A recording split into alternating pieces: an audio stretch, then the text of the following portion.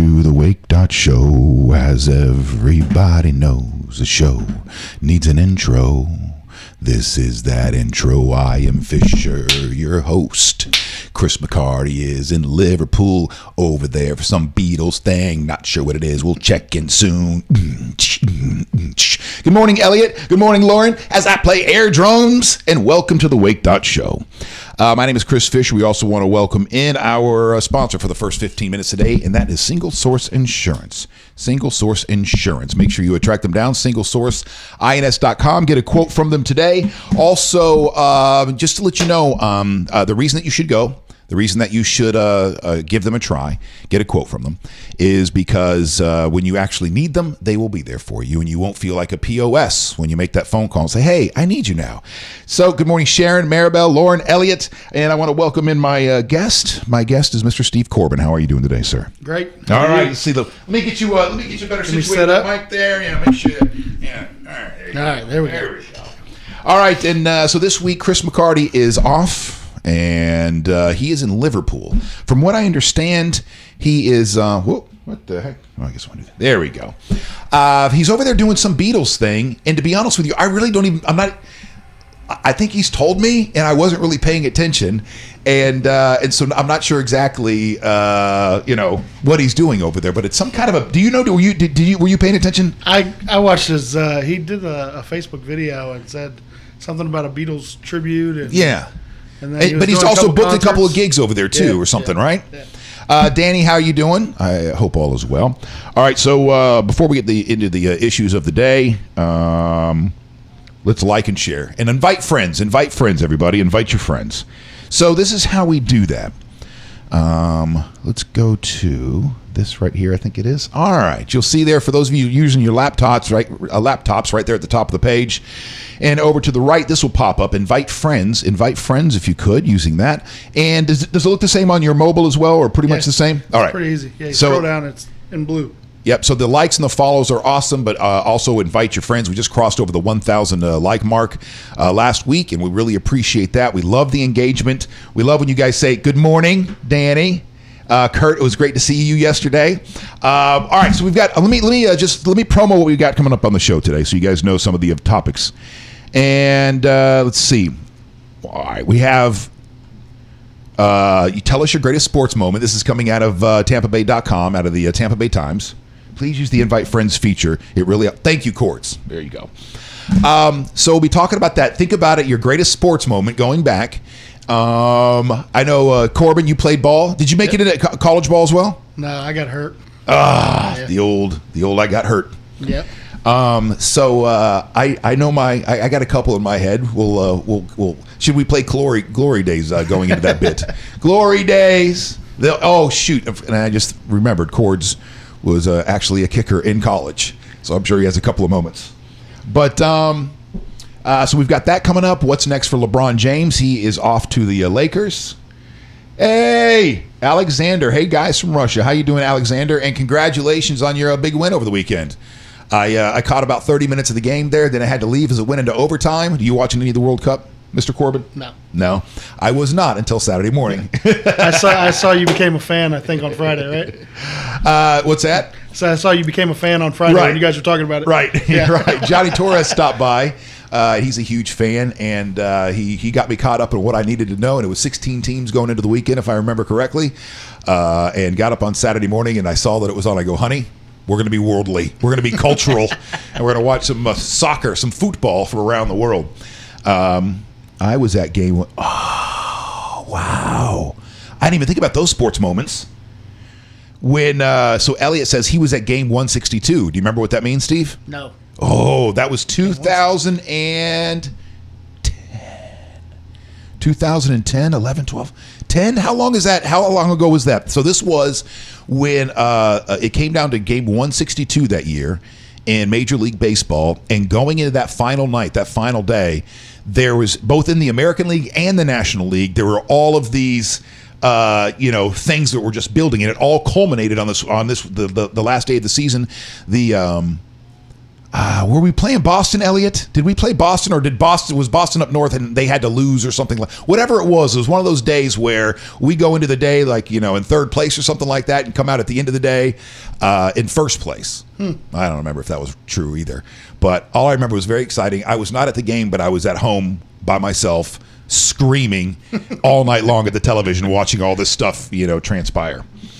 All right, so Alexander says thanks. Yeah, so congratulations to the Russians. They advance. They beat Spain, and the colors are pretty.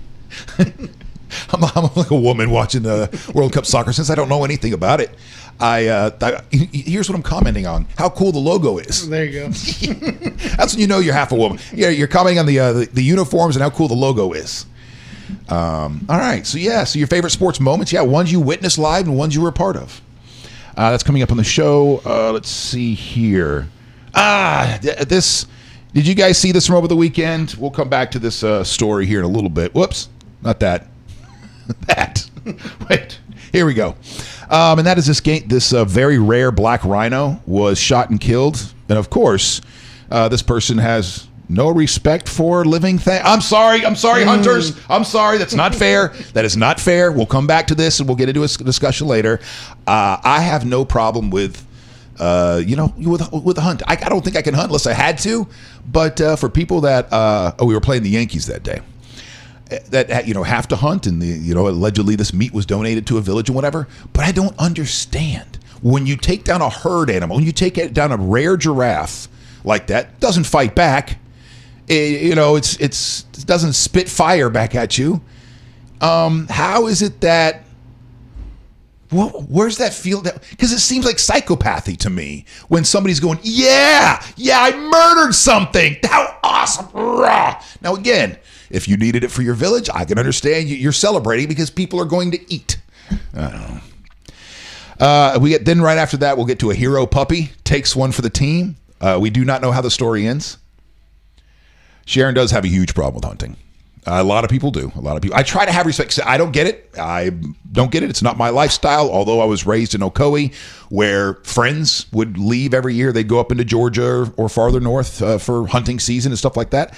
I grew up with guys behind me in the house behind us. Every now and again, every season, you'd go over there, and they've got a deer hanging in their carport. Draining the blood out of it. Now you're shaking your head. You're not much of a hunter. I'm not much of a hunter. Okay, so I grew up Central Ohio, where I went to like a county school where everybody hunted. I never got it. Yeah. I don't know that I really have a problem with it. I just don't think I could do it. Yeah. So. I mean, it'd have to be a charging buffalo, like coming right at me and my family. Then okay, defense. That's a different situation. Right. That's self-defense. That's something different. So Lauren says they must be overcompensating for something. Well, this is a woman that took down this giraffe. So another story we'll be getting to today is a hero puppy takes a rattlesnake bite to save a life. How cool is that? Now, we don't know how this story, we just clicked in the headline and decided we're not going to, enjoying hunt. Let's see. Apparently hunting is trending with hipsters because it is the most organic protein. And Kurt Schreiner, he's a huge hunter, and Kurt and I have had many discussions about this on the radio. He says, I enjoy hunting, though I usually come back empty-handed. However, the meat is great, and after all, it is organic. So he follows up that point with that point. I get it. I understand. I guess what I don't understand, Kurt, is this woman, and you see it all the time, this I feel like if I were an Indian back in the day, if I were living off the land, I feel like I would have much more respect for all living things. So when I did kill something that was going to feed my family, I wouldn't be hovering over it like this, and with a big smile and pointing up in the air like I just scored a god. And the fact that it's a giraffe, I mean, it's not even okay.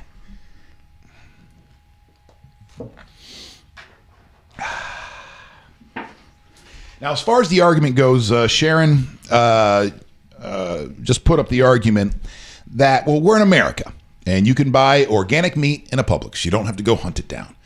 The irony of that, Sharon, is a lot of times those animals, the animals that we farm, raise for our meats.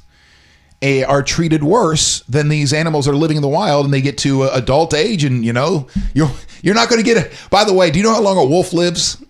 A wolf doesn't live 15 years. A wolf ain't making it 12 years. A wolf's not making it 10 years. A wolf's not making it 9 years. A wolf, I think the average lifespan of a wolf is somewhere like between 4 and 6 years. So in the wild, these animals reach maturity, they're breeding and trying to, keep moving forward. And so again, I can intellectually understand the hunter and respect the hunter. Viscerally, inside, it does not feel right. I don't like it at all. And I especially don't like this. And that's this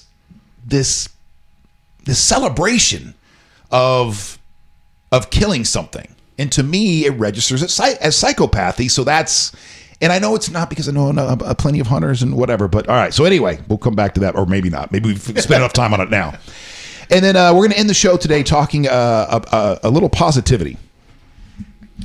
And that is, I have my issues, you guys, many of you know, with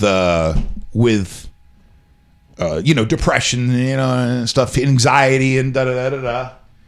And a couple times over the past year or so, I'll be talking about some events. I'm projecting in the world, and you got this going on over here, and this going on here. It's all coming to an end. Blah, blah, blah. And then somebody will, hey, there's Chris. There's Chris. How you doing? Are you already in Liverpool? Where are you? Are you at the airport? What's going on? But somebody will point out to me that we are literally living in the best time in the history of man. They start pointing out to all the technology and medical breakthroughs and the way we can travel, the way we can communicate, and everything that's going on. Oh, geez. Honey, you might want to pull down that statement. She goes, hopefully someone shoots her so we can celebrate. All right. Wow. All right. Calm down, honey.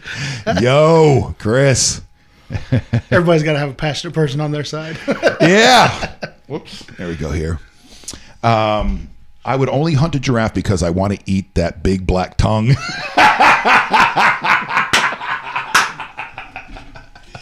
Oh, I'm sure it's delicious.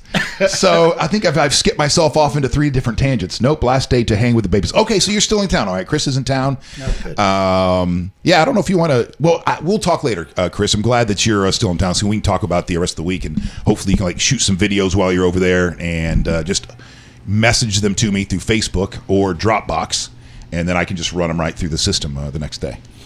All right. So anyway, I remember what I was talking about now. And that is, so I'll start kind of going on about the world and how shitty it seems, and da-da-da-da-da.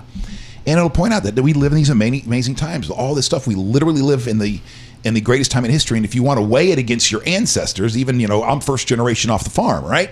So my uncles and my grandfather, my dad left the farm after about 20 years old, but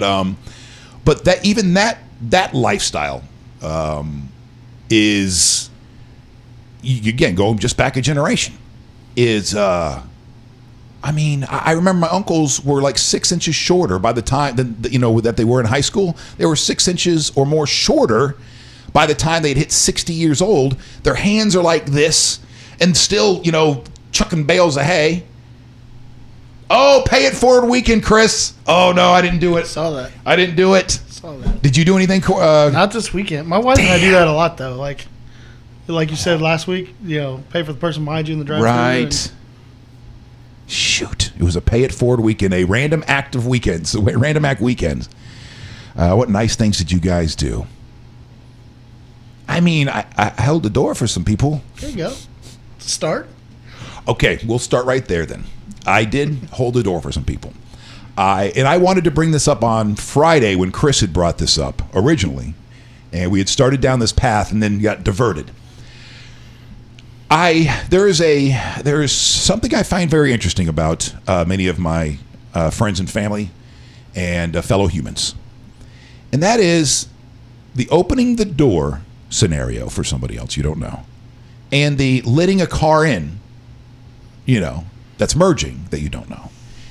If you don't get a wave or a thank you, it sets off a series of events inside your body that turns you into an a-hole really quickly. Now you might be one of those people, and you may be getting defensive right now, and I'm definitely talking about you. Chris goes, "Come on, Steve." He's like, the reason is, Chris, Steve and I are such just nice guys. Normally, it doesn't register that we're going out of our way to help people because that's just in our nature. Like I said, let me get back to the door thing. When I open a door for somebody, and this past Saturday, there was like 10 people that walked out. And I think 10 of those people, out of those 10, 2 people said thank you because everybody else was in conversation was going out, which was nice, but I don't need it. I can open a door for somebody. They can walk in and not say thank you, not even look me in the eyes. And my insides don't change. I don't start to go, "You mother effer." Now, I've had this discussion with people before, and they will not see it. You don't see it my way. You see it as that's an obvious sign of somebody who is rude, as somebody who is now not deserving of your, humanity in that moment. But I'll tell you the way it registers to me when that happens. If it registers, it doesn't even register at all, really. I open a door, they go in, I'm on my way, I'm on to the next thing. Maybe it's my ADD, I don't know. Maybe, but if it is one of those moments where like they're in the phone like this and da da da da, and they just go walking by and walking in, don't say a damn thing, I just go, man, that sucks. Because I'd hate to be in a place where I'd walk by somebody like that and not register to say thank you. You know what I mean? But I don't go that side. Here's good. I finally found a person that I can now dump all my bullshit on because this person obviously sucks as a human being because they didn't say things. They didn't wave when I let them in. Oh, so now I want to run them off the road. That's you, man. There's stuff wrong with you, not them. Go talk to somebody about it. It's not them. It's on you. Adam says that's why I just shout, "You're welcome, Adam." I do the same thing. Elliot, but it's different for me holding the door than letting people in traffic. Traffic sets me off for some reason. I'm with you on that one. Let's see. Elliot says evolutionary psychologists might tell you that pre-agriculture revolution cavemen had better lives than we do in a lot of ways. We're an anxious, sedentary, depressed lot. You're very right. Because you're right. If we were following the herds, everything's changed. We have to go back. Our greats. As soon as we stopped following the herds and we figured out how to grow plants in one place and keep animals in one place, everything did change. And Lauren says, "Yes, Adam, you're exactly right." Okay. Thank you, honey. I bought my brother a drink at a concert on Saturday night. Is that paying it forward, or if it's when that happens, I say with a smile, "Oh, this isn't my job, right? I was being nice." It allows them the option to change. I'm still fascinated by the urge that so many have to get that comeback at that moment. I look at it this way, Chris and Lauren. I look at it this way. In that in like your pay it forward kind of a thing, you don't necessarily need to get back in that moment. The way that I see the universe. So in that moment, I held the door for somebody that was obvious. So in your perspective, it could easily be argued that person was rude, right? Not only that, but they were on their phone. They didn't look at you. They came in. To me, I go, okay, well, that person didn't have to worry about opening the door. They're obviously in a place in their head. They didn't have to worry about opening up the door. Maybe that little bit of alleviation of stress, that movement, is now going to come back to me. But once I get home, or the next spot in my life, it doesn't have to come back to me right then and there in the form of a thank you from that person. So I think that you guys are being nice for the wrong reason. That's what I was just going to say. Are you doing it to be nice or for self-gratification? Right. For that, I feel good. I did something. I feel good. And I was acknowledged that I did something good. So maybe you want to explore that a little bit. Let's see. Sharon, we have taken all the land from animals. We can't go back. No, you're right. There's no going back. There's no go. I think one of the fundamental laws of the universe is you can't put that genie back in the bottle. I'm pretty sure that's Einsteinian. Of course, maybe you could focus on the good feeling you get by doing good. Right. And so, yes, you made somebody's life just that much easier by opening the door for them, that much easier by not being a jerk and trying to trap them and run them into a bridge abutment. You let them in. Oh, by the way, I'm sure I got that wrong too. Amalgamation, bridge abutment. Adam, it's a transaction in a... Ooh, okay. It's a transaction in a way. When there's no response, the transaction never closes and it messes with your brain in a deep psychological way. Damn you, Adam. I like that argument. Deep. I like that argument. That's only if you need it to be a transaction. No, but what I asked for, I want to understand more because it seems to me that people have like ill intention when they're opening doors for people. Steve, have I given you a chance to even chime in at all today? No, I'm good. I'm enjoying it. You should enjoy the show. I'm enjoying it. I feel like I'm at home watching it on TV or the computer. All right. It's a transaction in a way. There's no response. It's like saying, so what you're saying, Adam, is it's registering the same way as if you're passing somebody, you go, hi, and they just don't even look at you and keep walking. Okay. All right. It's starting to make more sense. I don't like it because that means that I have to eventually submit to your side and realize that. It's kind of one of those things that, like, when you smile at people, it forces them to smile psychologically. Right. And if they don't smile back, then you want to punch them. What's wrong with you? It's just manners. All interactions are transactions in ways. You guys, you're right. You're right. Okay. Now I'm starting to get it. Gio, how you doing, buddy? Congratulations on your new gig. I hope all is well. So anyway, all right. So that's on the table for today. Oh, I didn't even get to. So what we're going to be talking, we'll get back to that because Bill Gates praised GOP-led Congress's world far better place than ever before. And so we'll talk a little bit about that a little bit later on the show. But Chris, you weren't here. You're not here. But in your absence, we still pulled up what the National Day is. Today is and I'm glad you're not here because there's literally one thing on the docket. Usually there's like 6, 7, 8, National Day of what? And I don't even know what this is. National Anisette Day is what this is. Hold, please. It's about liquor. Yeah, it's about liquor. And it says on July 2nd, we observe this day. Anisette is an anise flavored liqueur that is made by distilling blah, blah, blah, blah, blah, blah, blah. Popular in Spain, Italy, Portugal, and France. How to observe? I would imagine you drink it. So, yeah. Here's what I'm thinking, people. Capitulating to Adam as a transaction. Yep. So here's what I'm thinking. If you guys ever thought like there needs to be a national day of something, or maybe you want your own national day, July 2nd's the way to go because there's only one other thing in the list, and it's Anisette Day. You can trump that easy. Yeah. So get on it. All right, but before we get into some of the topics today, as you saw, the heavy news coming out of the Bay Area, American tourists are dead in a tour boat explosion in the Bahamas, 9 injured, and they flew, I think I saw 5 of them are here in Clearwater. If I remember correctly, I think 4 or 5 of them are here. There were at least one death. There was one of the women had both of her legs amputated, and with Chris here in the comment section, he's putting on his headphones. Go, oh, well, I'm out. The reason I'm doing this story is we are getting ready to hit the 4th of July. We're getting ready to hit a big boating day and a big drinking day, and those two things combined on the water, it's almost like they go together, like liquor and soda. And so just keep that in mind when you guys are out doing your thing, that you got to be careful. Now, this was not, an accident or anything like this. This was something happened, and next thing you know, there's a huge explosion, and there was no getting away from this. But I know you got trapped. Steve Corbin, my guest host today, got trapped out at sea last Thursday, right? Thursday, yeah. Yeah? What time did you guys head out that morning? So we headed out. I had friends of mine in town from Cincinnati. Okay. And actually, they were in Orlando, so they drove all the way over just to go out on this boat. And so we rented a boat and got out to Calabasas, and we're hanging out. We had the kids and everything with us. And, we started taking on water.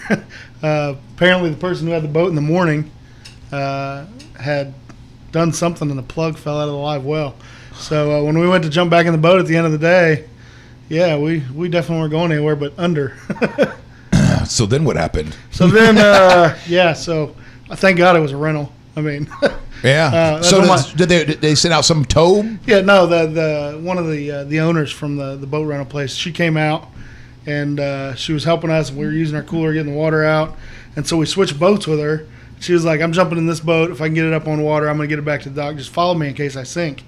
But in the process, the engine on the new boat flooded, so we ended up stuck there for an hour and a half till they realized we weren't coming back in. So when you guys were out there, were you agitated, angry, like this is the worst day ever, or were you like, "Oh, we're sitting here in the water, let's just drink"? And there was no, not really, because it wasn't my boat. You know, I mean, well, take it down. I don't care. I mean, I put my deposit down. Yeah. Thankfully, we were in Caladesi, so we could push it back up on the sandbar. So it wasn't you going to go all the way under. You know. all right, so you guys pushed it there up onto the sandbar, and then just hung out until they came back and got Yeah. you. I mean, Okay. well, and so I tried to call. Were you angry at all? Like upset with them? I was frustrated. For Just sure. frustrated. Yeah, I was frustrated. And then you see this story coming out of the And weekend. then I'm like, man, life really isn't that bad. Yeah. Well, and the bad part was I went to call the office, but she, in such a hurry, had left her phone on the boat she gave us. So I was just calling myself. Oh my gosh! So they literally had to go, well, let's go back out and check on them. Hey, listen, I just see that Pat Largo joined, and Pat Largo will be guest hosting this Thursday. It sounds perfect, Pat. Thank you so much for coming in the day after the 4th of July, too. And I really appreciate that. It'll be awesome. And a very funny guy, very funny comedian, ex-radio guy. Used to work with him, and he has a show coming up on Friday night, so we'll talk about that. If you want to go ahead and plug that, put in the information there and where you're going to be. We've seen him live. He's hilarious. He is. He's hilarious. Yeah, he is. He's awesome. Oh, so you got a twisted sense of humor then, Steve? Yeah, absolutely. All right, good. Pat will be in here later on in the week.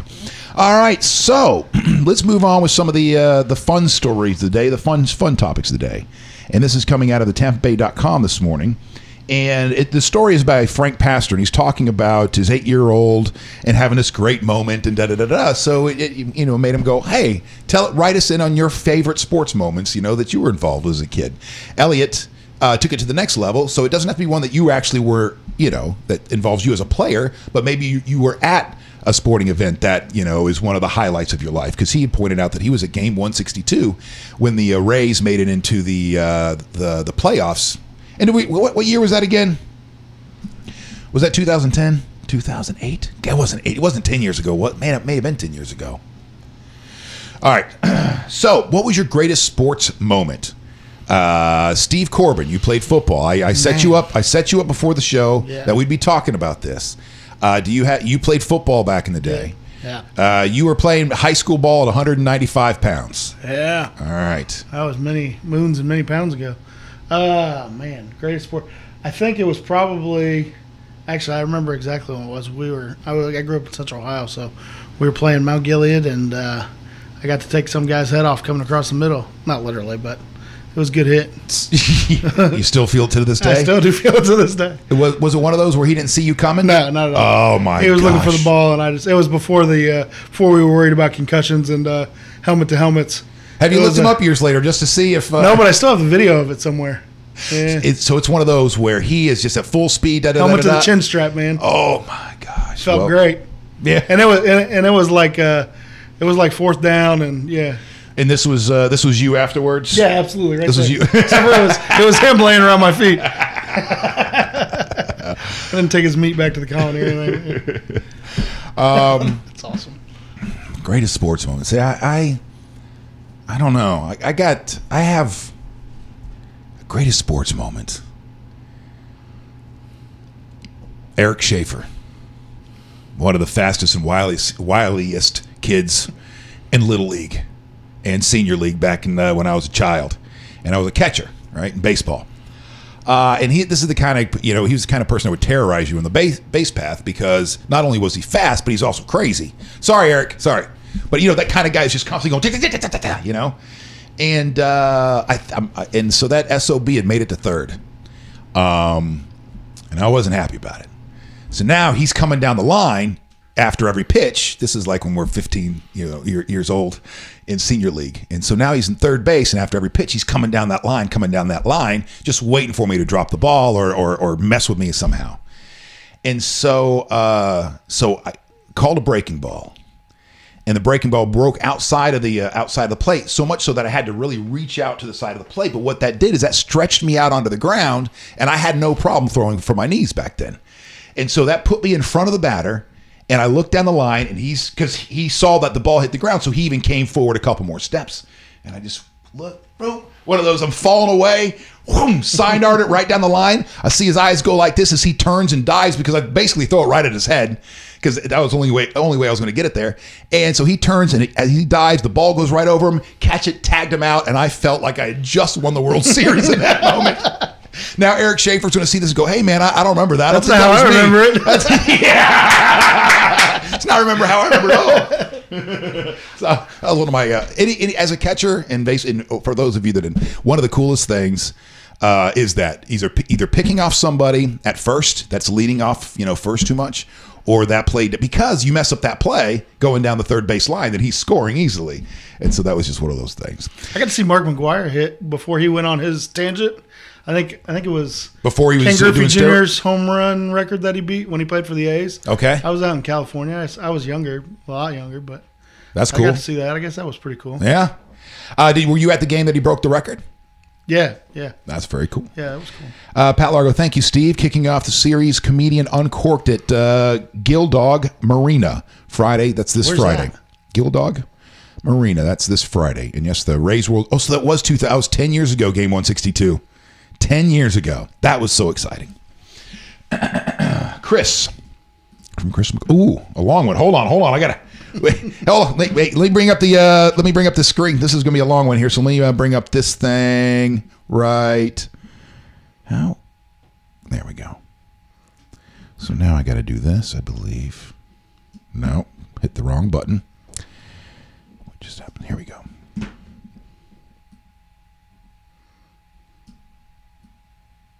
All right, Chris McCarty.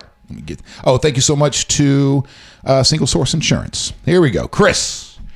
I came to the defense of a person I didn't know. Oh, so this was over the weekend. So he's talking about what he did, random act of kindness. He came to a defense of a person he didn't know. He was playing a set, and another guitar player who thought he was supposed to play was rude to him. Neither knew I played music. When you're done, the guy playing was shocked at the question.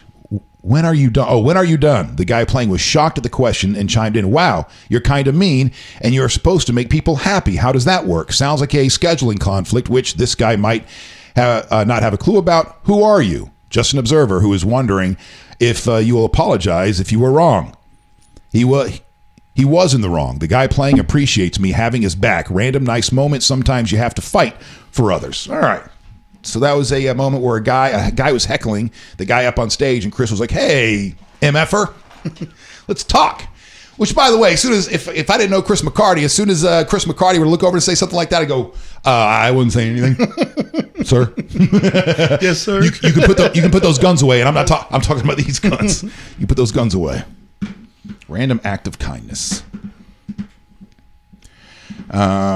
Steve, hey Pat. If you have a kid, how about naming it Key, just for kicks? So we Key Largo. Adam, the first Lightning game I went to in 1992 had Manon Remy. How do you say that last name? I know I'm not even close. That one, the only female hockey player in NHL history, starting in net. Not my coolest moment ever, but it was cool. That is awesome because dude, Adam, what a great story. That's a story you tell when you're an old man to your grandkids, because the Lightning will have had hopefully a couple of Stanley Cups under the belts by then, a long history under their belts by then, and you were there in the very beginning. Do you know the story, by the way? No. I forget how to say her last name, but this was essentially a stunt by, I forget his name now. The guy that started the Lightning. If it weren't for him, mother son of a hooker. All right, this is a good Monday for me. So anyway, so it was basically a stunt, but she was very qualified, and so this was it wasn't a regular season game, right? It's preseason. And she actually started in net, or maybe it was regular season, but anyway, it set a record. And that's one of the reasons why he wanted to do it, to try to get the Lightning name out there. Phil Esposito, thank you. And Riome is her name. So that is cool. I was at one of Shaq's first games for the Orlando Magic. Yeah, back in '92. Does that sound right? But I just gotten into radio, and the midday chick. Sorry, that was probably the midday personality. Her name's Heidi. She got tickets, and I guess she couldn't find anybody to go with her, so she took the intern, me. Or maybe looking back on it, that's another I don't remember it that way moment. But anyway, yeah, we were up in the nosebleeds, and you could hardly tell which one was Shaquille O'Neal and whoever else was on the team at the time. But that was kind of cool back in the day. But now that we're on it, can I name drop? Is that allowed? Like, if you're the guy in the media, are you allowed to play, or are you like, no, you have to take a step back and you can't do it because being in the media has obviously allowed me access to things that I would never had if. So, did I ever tell you the story about Fred McGriff? No. Playing golf with Fred McGriff? Really? All right. So my coolest moment. We're talking about favorite sports moments growing up. And tell us, what was your greatest sports moment? This has to be mine. Even though, it's sports. We're playing golf. Sports moment. It's a sports moment. I'm playing golf with should-be future Hall of Famer Fred McGriff. I don't know if he ever's going to make it in. And one of the things that I learned in my time in the media, when I'd get these really cool opportunities to play golf with professional athletes, is it seems that professional athletes have difficulty playing sports if there's nothing on the line. So there's kind of have to be some skin in the game, or whatever. They just can't focus, I guess, to get it done. Well, some of these guys that go out and play with, and they want to play, $20 a hole, and that's nothing to them, Okay. And there's been people that aren't in that category that will play for that, but that's a lot of damn money. So I would never be into that, or I would be like, hey, I'll be in for $5 a hole. And so when Fred and I would play golf, this was back in the early 2000s. Fred McGriff, former baseball player. Every now and again, he said, all right, this next hole, loser has to get off and walk and carry the other guy's bag. And the first time he ever did this, it was at Innisbrook. And so I'm like, holy smokes. Now the pressure's on. Now I got to focus. And I was not a professional athlete. Sorry, I always put an extra syllable in that word. So it was just a simple par 4, and I beat him on the hole. I beat him by stroke, yeah. I think it was par or bogey. And so the next hole, he had to... so there I am. I'm like 30 years old. 30 years old. And there I am watching Fred McGriff take my bag off my cart and strap it around his back and carry it for the next hole for the That's entire gotta next. be a great sports. It was, and I took a picture because back then those little flip phones, had a little flip phone, and I took a picture. I sent it to my mom, and I go, "You have to show this to Dad," because my dad, I grew up watching the Braves. He was my father was very starstruck in those moments. And you were like a baseball guy too. I grew up playing baseball, and so Fred McGriff, he played for the Braves for quite some time, and so he was that was a really, really cool moment. Cool. All right, so moving on, ladies and gentlemen. By the way, my guest host today is Steve Corbin. Steve Corbin, you guys have seen his name plenty of times in the comment section here. Oh, invite your friends. Invite. Thank you so much. We've crossed over the 1,000 like mark at the Wake.Show, but please invite your friends to watch. That's better than following and sharing and liking, is to invite your friends and have them watch the show. Thank you so much for that. And we will have, by the way, I got to book somebody for tomorrow. And then I got Pat Largo coming in. We're not going to be here on Wednesday. And then Pat Largo will be coming in on Thursday. And then I got to book somebody for Friday as well. So if you guys want to come in and sit in like Steve here, you're more than welcome to come in. All right, you want to talk a little bit? Chris, are you still there? LeBron's going to the Lakers. Thoughts? What about you, Steve? Good for him.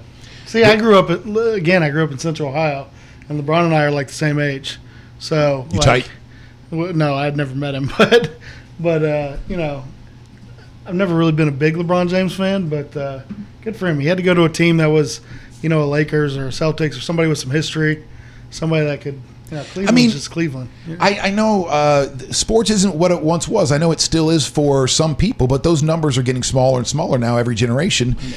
And our sports teams it's a very tribal part of us, that goes way, way back.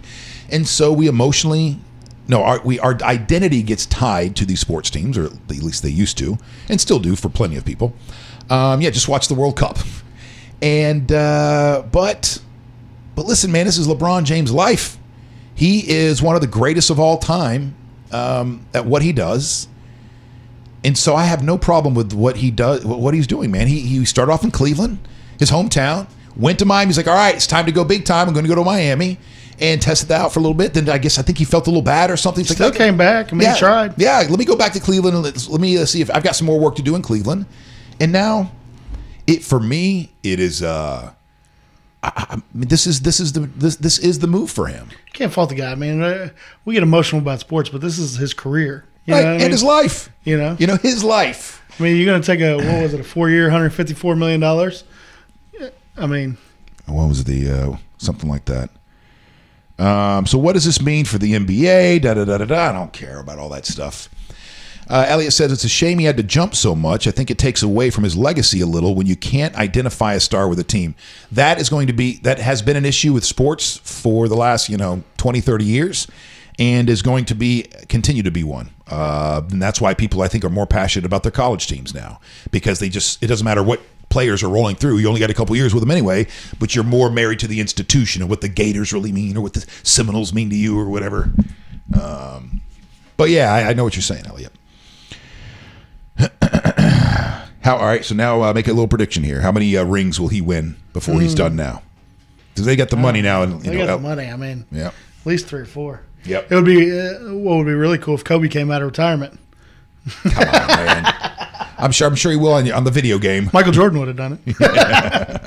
Well, how many years removed now? 3 for Kobe? 2? I think 3. 3? Yeah. How old would Kobe be now? He can't. Nah, he wouldn't. All right, enough about this. We've had enough talk about the hunting and that chick there, whatever. There you go. This one. Hero puppy. Let's turn our attentions now, ladies and gentlemen. Back to our monitors. Hero puppy takes rattlesnake bite to save life. Look at that face. Look at that face. It's coming from WFLA.com. Look at that face. The little guy there. A puppy is being hailed as a hero after saving his owner from a rattlesnake in Arizona. Paul Goodwin says he got up early Friday morning to go for a hike with her 2 dogs when she nearly stepped on the snake. Her golden retriever, Todd, who is less than a year. Oh, it's just a puppy. Wow. Sorry. Jumped into action and moved in front of her leg to prevent the snake from biting her. Instead, the rattlesnake bit Todd in the face. Photos taken after the hike shows the dog's face swollen. If Todd hadn't jumped in front of her, she would have been bitten. The puppy is expected to make a full recovery. Good, because that would suck, man. That'd be a bad last sentence. But yeah, good. Yeah, good. Yeah. By the way, if you're just tuning in, when we saw this headline earlier, we're like, let's not click in the end of the story. Like, let's not read the details to see, if the dog lives, and we'll build some suspense. So it's good to see that the dog lived, because that would have sucked. No. And not only that, but you would feel bad because you could take a rattlesnake bite. You could granted, it's a Labrador. Is that what they said? Yeah, I think so. But it's still only a year old, so it's probably in the 30-pound range or something, 30, 40 pounds. Yeah. And I'm kind of surprised, actually, that the dog made it just fine. A little swollen face. My dog, no way. My Yorkie. Yeah, that would have been bad news. Elliot says, my dog would have tripped me to get away, that fat bastard. It's one of the. I love my Yorkies, but one of the first things that I learned when I got my Yorkie is you can't treat them like regular dogs. Meaning, stuff like just let them out in the backyard and let them go. Yeah. I can in my little suburb now that we have a fence. But when we're up at the in-laws in Pasco County, they have a couple of acres up there. I would love to let them just go out there and take off, but there are so many things that can kill them. Yeah. Outside of what would be a coyote, other wild dogs, wild cats in the area, birds. Big ass birds can take him down. Yorkie. And at first I didn't think that was true, because I looked up some stuff, right? When I first got that Yorkie. And I found that the strongest bird, I can't remember what it was now, if it's the eagle or what, but can only carry away, it was, I don't remember, fully carry off 6 pounds or something. It wasn't that heavy, 8 pounds. But, and so I wasn't too worried about it, right? But then then my father-in-law pointed out, he goes, well, they don't have to carry them off. It's not what they don't carry them off. They dive bomb. They grab them in the back, right, and then they break their neck. And I was like, you mother, you son of a. So now you're worried about that when you're leaving the little ones. I think my dog would jump in front. Yeah. What kind of dog do you have? She's a mix of all different kinds of things. Yeah. Pit bull, lab. But I don't know, maybe not. My now. dogs would. She's 13 years old, so maybe not now. Maybe. My dogs definitely would go after that snake. Joey's, I already watched him get bit in the face, but it was a little tiny, I don't know, corn snake, like a little something. Yeah, I saw your wife post something about a snake on there. Well, it wasn't that he got bitten by. That was a big ass snake. That thing was like 4 or 5. I don't care if it's poisonous or not. I've been out of there. That was a corn snake that was in the backyard. I was impressed. Got close enough to take a picture. So, all right. And lastly.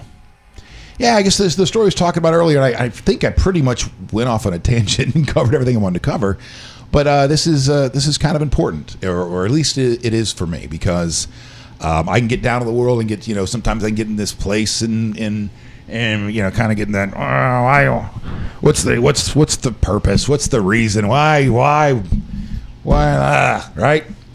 And I'll be reminded, like, hey, man. You're looking at the world right now and you see all these ugly things. Yeah, all those ugly things are there, but ugly things have always been there. Yeah. And if you look at the other side, you see that we live in the greatest era of man. Go back a couple of generations ago, and if you get a cut, you're out just playing. You get a cut, you could die or or they'd have to chop off your limb because of a simple infection. The flu killing people left and right. And we live in literally the most amazing time in the history of anything. And that's what Bill Gates... the country. I mean, just imagine, what if we were born in, like, the Middle East? You're right. You're right. There are still even today, in other parts of the world, that you'll still die from an infection if you're not careful. And I think it's Saudi Arabia, where they literally, like, live in trash. Like, I'm sure there's places like that all around the world. India. I'm sure there's places here, too. But Microsoft co-founder Bill Gates praised the Republican-led Congress for rejecting the Trump administration's proposed cuts to the State Department budget. Whoops, what am I doing here? Sorry about that. Gates pointed out that the foreign aid budget nearly doubled during President George W. Bush's tenure and when Bush created the president's emergency plan for AIDS relief to extend life-saving HIV treatment to hard-hit nations in Africa. Quote, in terms of the present situation, it is a little concerning that for the first time, the executive branch recommended pretty dramatic cuts in the State Department budget, including the foreign aid portions of that budget, including things like PEPFAR. Gates said Wednesday at the Johns Hopkins University School of Advanced International Studies in Washington, D.C. Fortunately, the budget, Congress has the final word, so rather drastic cuts that were in the administration's first budget did not become law. Let's go on to talk more a little bit about that. But it was more that line talking about the world is far better place than it's ever been before that really stood out to me because I wanted to, bring up what we were talking about there and those times that we can get down on the world. Oh, golden retriever. You're right. Wait, that's a lab or a golden retriever? Damn it. No. I closed it all out. I'm sorry, Sharon. I'm sorry. I closed out. It may have been a golden retriever. Might have. I don't know. Damn it. Now I want to go back. Was it a... No, I would say it was either a yellow lab. It looked like a yellow lab. That's what it was. If I said retriever, I apologize. All right. So what do you got going on for the 4th? We usually go down to St. Key, watch fireworks up over the bridge in Clearwater. Nice. It's a good time. How many kids? 3. 3? Got a 2-year-old, a 4-year-old, and I got a 12-year-old. Has a 12-year-old gotten into that age yet, or they still like their dad? Oh, he's a good kid. He's a good kid. He's completely different than my 4-year-old. Yeah. All right. My 4-year-old's done with that already? Yeah, my oldest son, he's pretty self-manageable. Smart kid. My 4-year-old will jump off a roof if you let him. How I'll cuss in front of my nieces and nephews, right? Chris and I have talked about this in the show before, and he as a father does not approve at all of that, and there's no cussing around the kids. You want to protect that innocence, whatever, all those reasons that he says. And so I'll bring up stories of one of my nieces, Lily, who is about to be 9, I believe. And she was the one that I told you dropped the F-bomb in front of all of us at the wedding, at the wedding reception. And or effing B, and then but it was in context, and she was allowed because I asked her what was the worst thing she ever heard coming out of her mother's mouth or her parents' mouth. Just answering a question. That's right. Uncle Chris gave you permission, and then she was also the one that when I walked, as soon as I walked into the house a couple weeks ago, she goes, "Is it true that Uncle Kevin once had a tick on his balls?" Yeah, you talked about that the day Special Ed and those guys were here. Yeah. So, we went to the concert. All of us went to the concert on a Saturday, and thank you to my good friends over at 97X. It was good to see everybody again. You guys are awesome, and thank you for the hookup. So we're at Walk the Moon, 30 Seconds to Mars on Saturday night, and we decide to pregame, right? I mean, I can't drink beer because I'm a ketosis. I can drink tequila, but tequila's going to be like, I mean, I don't even know how much it's going to be. It's probably going to be like $15, $19 a shot. Yeah. You know, at you know, their beers are 12. It's ridiculous. It's ridiculous. Anyway, so we buy a bottle of 1800 on the way there. And so we're in the parking lot, my brother and I, and we're just passing it back and forth. Boop, boop, boop, boop, boop, boop. And it's getting down to about a half a bottle. And we're explaining to the girls why we're drinking there and not walking in. And so Lily goes, well, I don't understand why you have to drink anyway, unless you're dependent on it. Wow. It just looks me right in the eye. She didn't say dependent. How old is she? She's 9. I think she's about to be 9. She goes, I don't see why you have to drink so much alcohol anyway, unless you're relying on it. Something like one of those moments. It's a sobering moment. Well, that's funny. Oh, kids. All right. That's funny. So I am excited. I got a couple of gigs this week that you guys can come out to. I'll have trivia on Tuesday and Thursday. Don't have a gig on Wednesday. Won't be doing karaoke. Oh, that's where I first met Steve, by the way. Yeah. Just a little FYI, was Wednesday nights out of karaoke. You got a couple of things. Well, you got a couple of urns in the fire, I think. Yeah, I work with Sean in the security. He's been on here. Yep. And then I own my own company. Do small business lending for small, medium-sized businesses, and then we're getting ready to launch a new company, Unbox Circle, doing some networking.